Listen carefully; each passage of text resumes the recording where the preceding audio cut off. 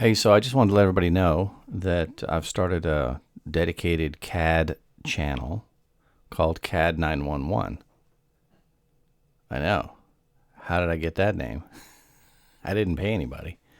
But I'm going to be collaborating with people like Larry Belk and some of the experts in the different software platforms so that we can talk about some of the idiosyncrasies that we run into with the different design software and either the solution or the workaround, or maybe we come together and compose suggestions for some of these software platforms to make changes just to improve the power and the ease of use of their software.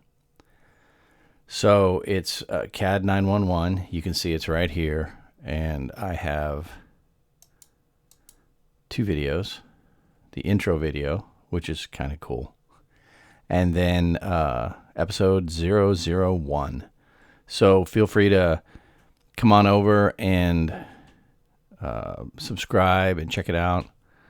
I don't ever think I'm going to sell anything. I just want to help people out. I'd really like people to comment in the comment section, or send you questions or screenshots, or kind of build a little digital package of problems you run into or quirky things you've had to deal with, or even framing questions or design or building questions, because we're going to have some.